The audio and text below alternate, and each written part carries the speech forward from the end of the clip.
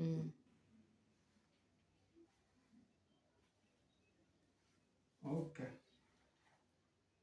merci. Leo nilipenda nipate occasion ya kurépondre kwa ma question. Je pense que chaque question a été notée ici. Une notée, il y a des questions du coup. Liste, chaque fois qu'on a pas ma question. Maintenant, parmi les questions, je vais prendre un peu question moya. Donc, je dis Léo pour donner un peu de la lumière aux enfants de Dieu. À ce qui concerne le, le, donc quoi, les frères que nous appelons les musulmans, mais moi souvent je ne l'appelle pas musulmans. Les Ismaélites. Les Ismaélites, ce sont eux que vous appelez les musulmans là. Donc, si vous lisez la Bible, prenez Genèse 20, vous lisez toute l'histoire. Vous prenez aussi Genèse 21, vous lisez toute l'histoire. Vous allez comprendre. Donc, Dieu lui-même était venu rendre visite à Abraham pour lui faire cette promesse que tu seras béni, je te donnerai un fils. Donc, parce que la bénédiction, ça a toujours été un homme. Si on parle de la bénédiction, ça a toujours été un homme. C'est comme par exemple, si Dieu veut vous bénir dans une femme, vous êtes dans une femme. Donc Dieu suscitera un homme. Parce que la bénédiction était toujours un homme. Donc, comprenez que quand Dieu a promis, était venu visiter Abraham, il lui a promis de le bénir. Quand il avait même dit, quitte ton père, quitte ton pays, je te bénirai. Cette promesse-là parlait d'un homme. Donc la bénédiction d'Abraham, c'était d'avoir un homme, un fils qui était Isaac. Dieu était venu le voir, il lui a fait maintenant cette promesse que Sarah, ta femme, te donnera cette bénédiction que je t'avais promis. La bénédiction, ça a toujours été un homme. Maintenant, Sarah, comme elle était déjà vieille, et Abraham vieux aussi, Sarah a douté. Vous voyez les faiblesses des femmes. Sarah a douté jusqu'à tel point, Sarah a comme au niveau de quoi de dicter Abraham, non. Prenez même la servante ici, par elle, peut-être c'est par elle que cet enfant ou bien cette bénédiction devait venir. Et Abraham a dit, Sarah a dit, ce n'est pas ni Abraham qui avait demandé de faire cela, ce n'est pas ni Agar, cette servante-là, mais c'est Sarah lui-même, la femme par laquelle Dieu avait fait cette promesse-là, de donner cette bénédiction à Abraham. Maintenant, elle doute. Elle dit à Abraham que non, prenez Agar. Ce n'est pas Agar qui avait demandé de faire ça. Maintenant, Agar, elle a juste obéi. Elle a conçu et elle a mis au monde un enfant. Cet enfant, c'était la semence d'Abraham. C'est ce que j'ai dit. Si vous lisez en Genèse 20, lisez toute l'histoire. Et 21, lisez aussi toute l'histoire. Ismaël, c'est la semence d'Abraham. Et Dieu a fait une promesse qu'il devait faire d'Ismaël une grande nation. Il le fera aussi une grande nation. Donc comprenez que les Ismaélites, ils sont aussi la semence d'Abraham, quelque part. Maintenant, pour bien ordonner les choses, pour que les choses soient en ordre, et quand Sarah a mis aussi au monde, elle a mis Isaac, elle a compris que non, ici, ce serait des troubles. Elle a dit à Abraham encore de chasser Agar. Vous voyez, elle-même, elle sait créer des troubles. Maintenant, Dieu, c'est un Dieu juste. Dieu n'est pas un Dieu injuste. Dieu est un Dieu juste. Il ne devait pas laisser la semence d'Abraham, Ismaël, Même Abraham lui-même, quand Sarah lui a dit de chasser Agar, ça lui a dérangé, ça lui a fait du mal. Maintenant, c'est Dieu qui a dit que non, que cela ne te fait pas du mal. Obéissez seulement à ce que ta femme a dit. Là, c'était une manière que Dieu voulait mettre maintenant de l'ordre. Dieu voulait séparer pour mettre de l'ordre. Mkubwa akuwe nation ingine, Ismaël akuwe nation ingine, et Isaac aussi, c'est une autre nation à part. Maintenant, Dieu dans son plan avait le programme de faire quelque chose avec Ismaël, donc de faire quelque chose avec Isaac, parce que c'était lui qui était dans le programme de Dieu. Maintenant, Ismaël est devenu parce que Sarah a douté. Vous voyez, Sarah a douté. Maintenant, Dieu avait certainement un programme avec Isaac. Il ne devait pas déranger cela. Donc, toute la terre devait être bénie en Isaac. Donc, en Isaac, c'est là où Jésus-Christ devait sortir. Maintenant, comprenez aussi de l'autre côté, comme j'avais dit que non, Mahomet, c'est un prophète envoyé par Dieu.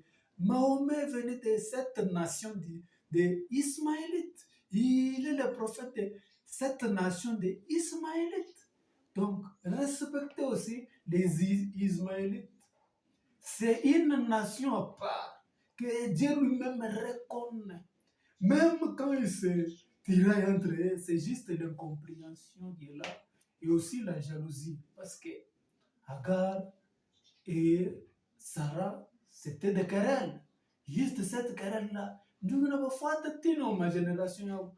Israël et musulmans, on combat tout le temps. Donc, c'était ça commençait.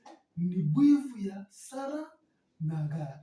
Donc, quelque part, de ce que Sarah avait fait à Agar. Agar était un Égyptien.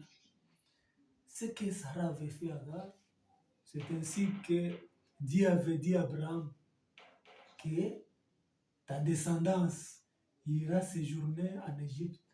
C'était une façon de punir aussi la descendance de Sarah. Parce que Sarah, c'est elle qui avait dit à Agar de prendre Abraham. Maintenant, tu la chasses encore. Dieu ne devait pas laisser ça parce qu'il est un Dieu juste. La descendance de Isaac devait aller séjourner en Égypte juste pour être puni parce que Sarah avait fait du mal à Agar, qui était une Égyptienne.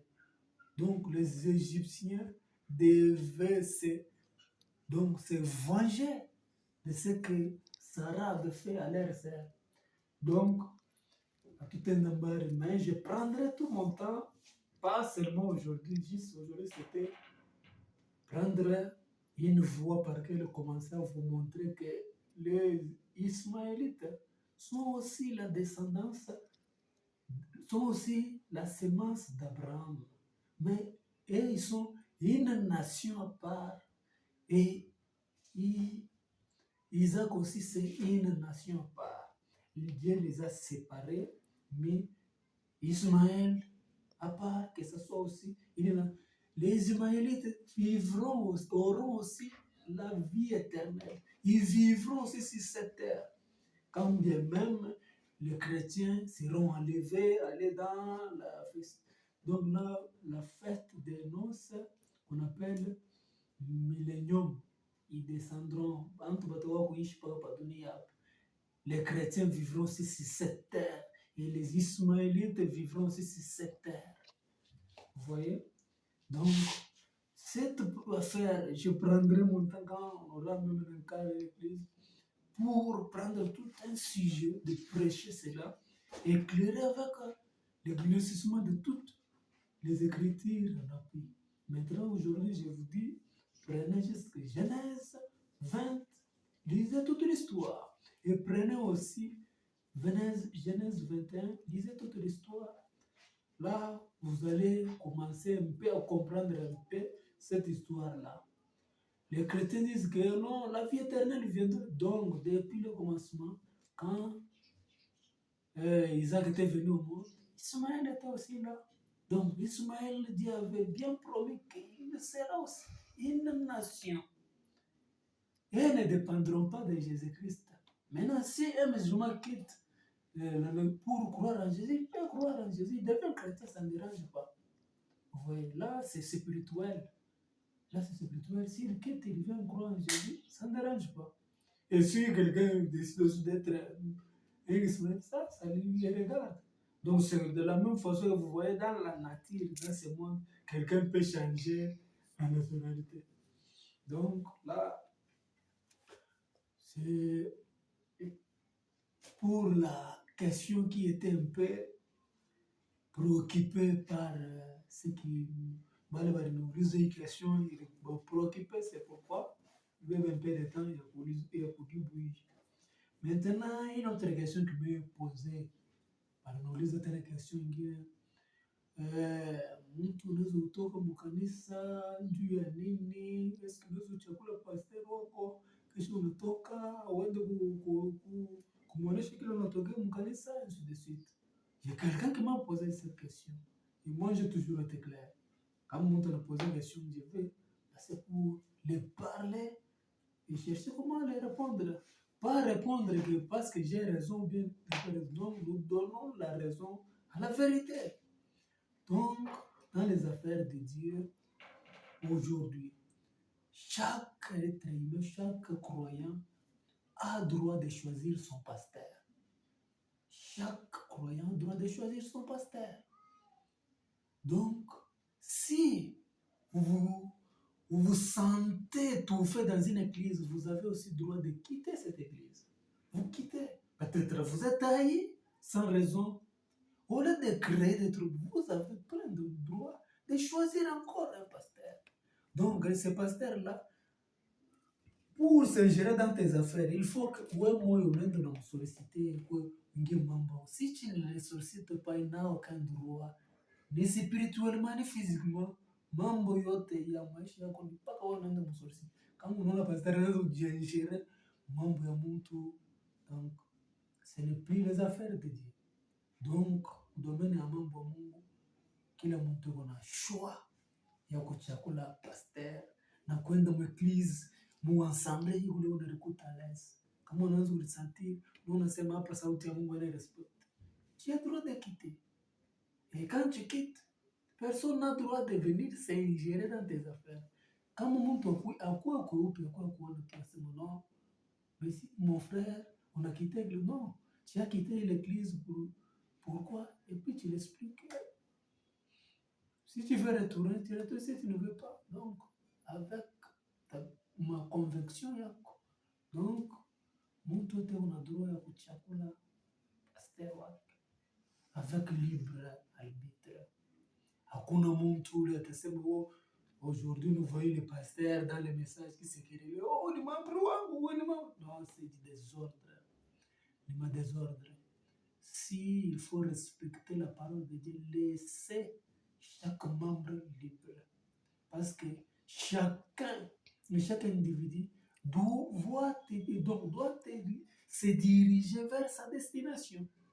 Et il sera conduit par un esprit qui l'anime. S'il est de l'enfer, l'esprit de l'enfer l'animera jusqu'à la fin. S'il est du ciel, l'esprit du ciel l'animera. Donc, roho ya Mungu ndio itamguide kama wakwambia, itamdirige titi na kule kwa tatenda. Kama yuko kwenda moto, c'est lui-même.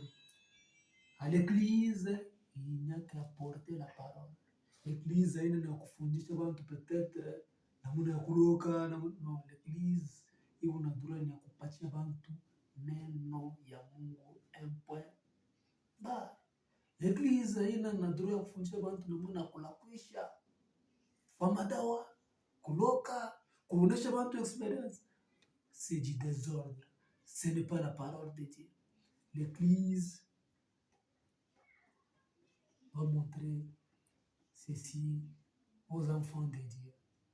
Et j'ajoute encore une question.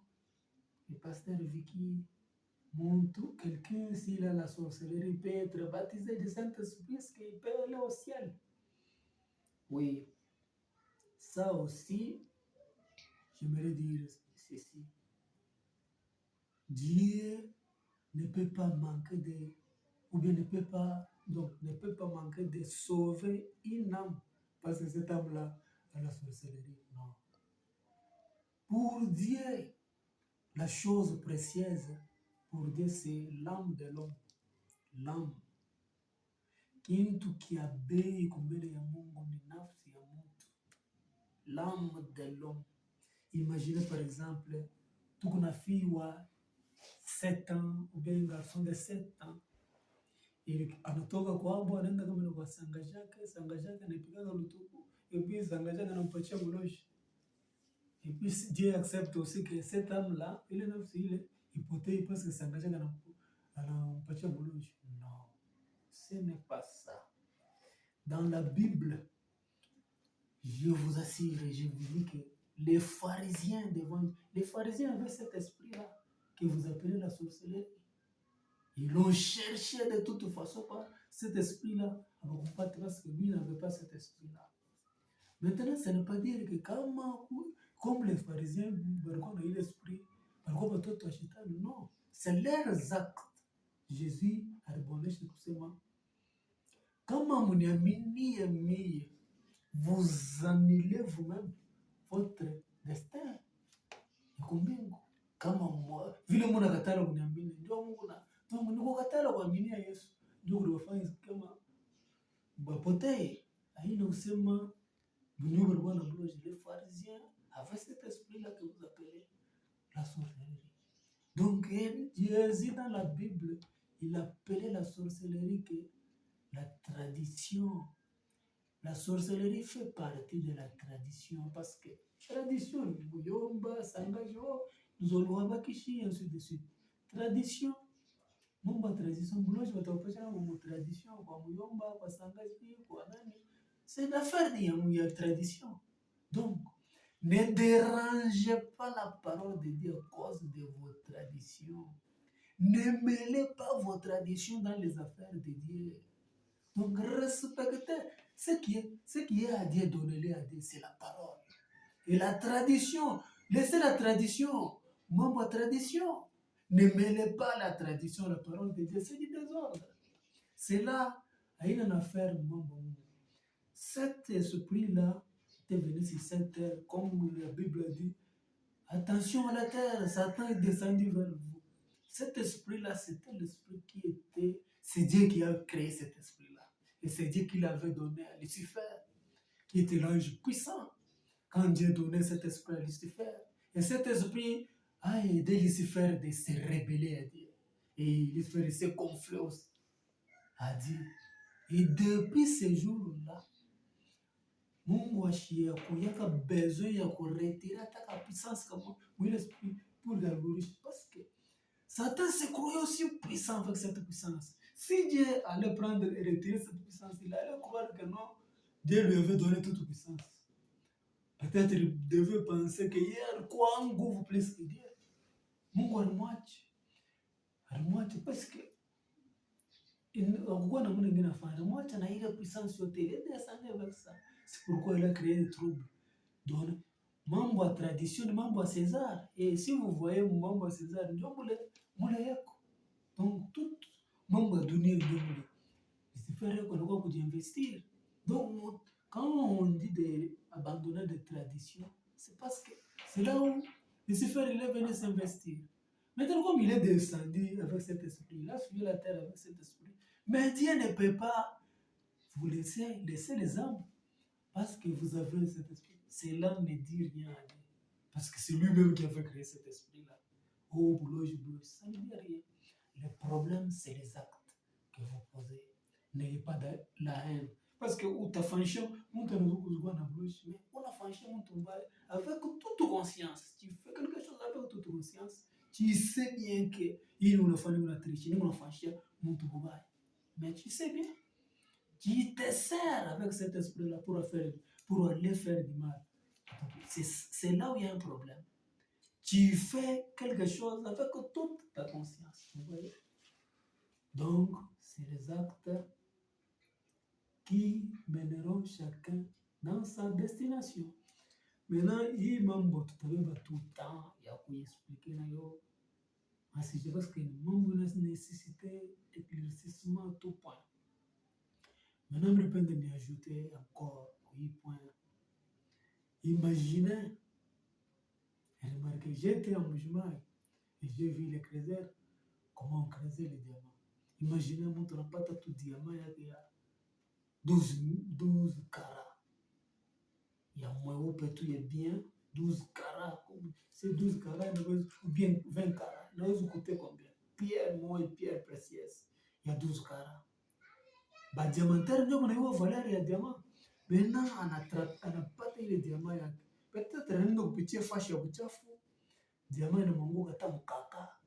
Vitu ya Bouchafou, ya salité. Il est diamant dans mon monde. Mais quelqu'un qui connaît la valeur des diamants, anaweza kuacha diamant ile mukaka ile pour que ndio mukaka na kwa obstacle. Certainement non. Quelqu'un qui connaît la valeur des diamants, le caca ne sera pas obstacle. Caca est un obstacle pour m'empêcher à beber des diamants. Maintenant, si vous parlez de la sorcellerie, l'âme qui a la sorcellerie. La sorcellerie, vous pensez que c'est l'obstacle pour Dieu de manquer de sauver l'âme. C'est quelque chose qui coûte très cher. S'il y a la chose précieuse pour Dieu, c'est l'âme. Il n'y a aucun obstacle pour Dieu pour sauver l'âme. C'est pourquoi il avait versé son sang.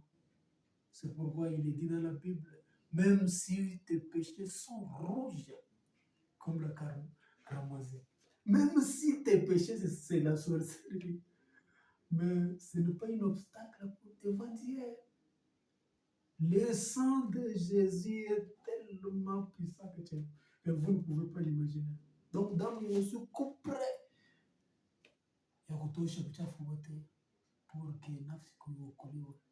Donc, c'est pourquoi je vous ai demandé de faire la confiance. Nous vous demandons, soutenez-nous, vous tout soutenir, vous abonner pour la chaîne yetu. Mungu anatusaidia polepole. Mungu anatusaidia. Tuko hapo, tuko nafuata ritme ile Mungu anatugidia. Tutakuwa tout bien organisé pour neema ya Mungu. Au revoir. Merci.